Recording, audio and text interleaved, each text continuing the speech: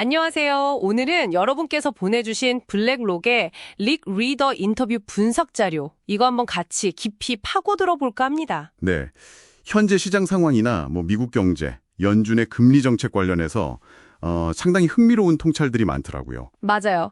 그래서 이번 딥다이브에서는 이 자료를 통해 시장이 진짜 괜찮은 건지, 소위 말하는 소프트 랜딩 가능성, 리더는 이걸 왜 이렇게 확신하는지, 또 연준이 정말 금리를 내릴 만한 상황인지 이런 것들을 좀 따져보려고 합니다. 네, 좋습니다. 특히 그 소프트 랜딩에 대한 확신이 어디서 오는 건지 그 근거를 좀 자세히 들여다볼 필요가 있겠죠. 그럼 바로 시작해볼까요? 리더가 시장에 모든 것이 순조롭다, 이런 신호로 보낸다고 했다는데 왜 그렇게 보는 거죠? 그 중력적 그림이란 비유도 좀 재밌던데요. 네. 그게 뭐냐면 과거에 우리를 좀 불안하게 했던 요인들이 이제 좀 해소됐다는 점도 있고요. 근데 더 중요한 건 시장 주변에 현금이 엄청나게 쌓여 있다는 거예요. 아, 유동성이요? 그렇죠. 막대한 유동성. 이게 마치 댐에 물이 가득 차 있는 것처럼 뭔가 아주 나쁜 소식만 터지지 않으면 이 돈들이 자연스럽게 자산시장으로 흘러들어와서 가격을 떠받칠 거라는 거죠. 이게 그 중력적 끓음이라는 비유의 핵심입니다. 그렇군요. 뭔가 돈의 힘으로 시장이 쉽게 꺼지지 않을 거라는 얘기네요. 근데 경제 자체도 상당히 튼튼하다고 보는 것 같던데요. 궤도를 이탈시키기 어렵다, 이런 표현까지 썼다고요? 네, 맞아요. 미국 경제의 어떤 구조적인 강점을 굉장히 강조하는데요. 몇 가지 이유를 들더라고요. 어떤 것들인가요? 우선 이제 미국 경제는 서비스업 중심이라 제조업보다 경기 변동에 좀 덜 민감해졌다는 거고요. 네. 그리고 기업들, 특히 기술 기업 같은 곳들이 수익성이 워낙 좋으니까 굳이 돈을 빌리지 않고도 자체 현금으로 투자를 할 수 있다는 점. 아, 자체 자금 조달이 가능하군요. 그렇죠. 또 팬데믹 때 정보지원금 같은 게 풀리면서 가계나 기업 부채가 오히려 줄었다는 거예요. 이게 경제의 어떤 완충 역할을 해준다는 거죠. 강력한 균형추라고 표현하더라고요. 흥미롭네요. 부채가 줄었다는 건 확실히 좀 의외인데요. 네, 그리고 마지막으로는 부채 만기를 아주 길게 가져가도록 구조를 바꿔놔서 단기 금리가 좀 올라도 당장 큰 충격을 받지 않는다는 겁니다. 아, 그래서 결론적으로는 경기 침체 가능성은 이제 거의 없다고 보고 성장이 둔화되더라도 아주 심각한 수준은 아닐 거다, 이렇게 보시는 거군요. 네, 그렇습니다.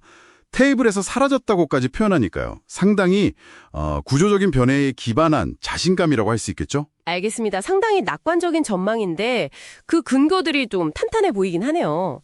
자, 그럼 이제 제일 궁금한 부분이죠. 인플레이션이랑 연준 정책 이야기로 넘어가 보죠. 네. 지금 인플레이션 상황, 핵심 CPI 3개월 평균이 1.7%다. 이건 어떻게 봐야 할까요? 안정됐다고 봐도 되는 건가요? 상당히 안정적인 수준으로 내려왔다고 평가할 수 있습니다. 사실 리더 분석에서 진짜 재미있는 부분이 여기서 나오는데요. 어떤 부분이죠? 바로 이 데이터를 근거로 연준이 금리를 내릴 수 있는 창문, 이게 열렸다고 주장하는 거예요. 아, 금리 인하 가능성이요? 네. 당장 7월에 내린다 이런 건 아니지만 금리를 내릴 만한 근거는 이제 충분하다는 거죠. 호호, 근데 아직 금리가 높아서 경제가 어렵다는 목소리도 많은데 왜 미국 경제가 금리에 이렇게 덜 민감해졌다고 보는 걸까요? 아까 그 구조적인 변화 외에 또 이유가 있을까요? 네, 좀 더 구체적으로 보면요. 아까 말씀드린 기술 기업들은 자체 현금이 많으니까 그렇다 치고 은행들도 금리 상승에 대비해서 자산 부채 만기 관리를 꽤 잘해왔다는 거고요. 네. 소비자들도 예전보다 부채가 줄었으니까 충격 흡수력이 커진 거죠. 그래서 10년 만기 국채 금리가 4.5% 정도 돼도 경제 전체가 흔들리거나 무너지지는 않는다는 겁니다. 일리가 있네요. 그렇지만 그래도 금리 인상에 타격이 전혀 없을 순 없겠죠. 리더도 딱 한 군데 주택시장은 좀 심각하다고 지적했다면서요. 맞습니다. 그게 유일하게 좀 심각한 타격을 받은 부분이라고 봤어요. 모기지 금리가 너무 높으니까 사람들이 집을 사기도 어렵고 건설사들도 집을 새로 짓기도 어려운 거죠. 네, 그렇죠. 이게 결국 신규 주택 공급 부족으로 이어지고 그러다 보니까 주거비 인플레이션이 계속 끈적하게 남아있는 가장 큰 원인이 되고 있다는 분석입니다. 아, 주거비가 문제군요. 근데 여기서 정말 역설적인 주장이 나온다면서요. 금리를 내리는 게 오히려 인플레이션을 잡는 데 도움이 될 수 있다고요? 바로 그겁니다. 이게 정말 흥미로운 지점인데요. 보통 금리 내리면 돈이 풀려서 인플레이션 자극한다고 생각하잖아요. 네, 당연히 그렇죠. 근데 리도는 반대로 생각하는 거예요. 금리를 좀 내려서 모기지 금리 부담을 덜어주면 사람들이 집을 좀 더 쉽게 살 수 있고 건설사들도 집을 더 많이 지을 거 아니냐는 거죠. 아, 공급이 늘어나니까. 그렇죠. 주택 공급이 늘어나면 장기적으로 주거비 상승 압력이 낮아지고 이게 결국 그 끈적한 인플레이션을 잡는데 도움이 될 수 있다는 상당히 역발상적인 주장인 거죠. 와, 이건 진짜 생각의 전환인데요.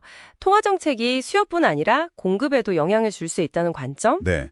그러면서 이게 특히 젊은 세대들이 집 사기 어려운 문제 해결에도 기여할 수 있다는 약간 사회적인 함의까지 언급을 하더라고요. 그렇군요. 그럼 앞으로 우리가 좀 조심해야 할 위험 요인, 뭐 꼬리 위험이라고 하죠.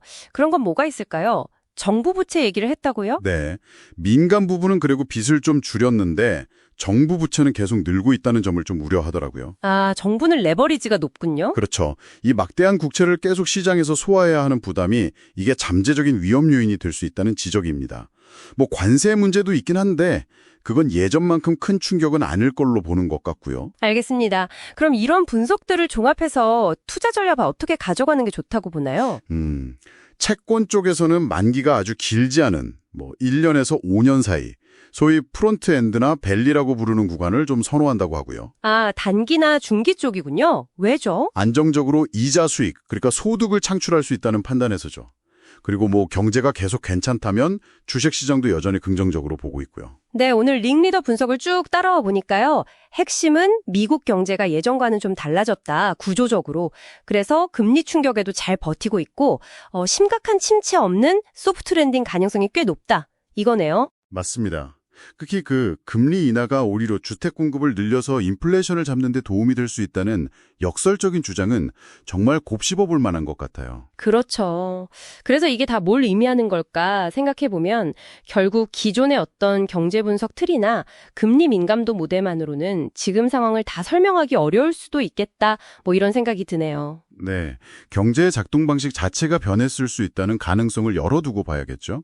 자, 그럼 마지막으로 여러분께 던져볼 생각할 거리입니다.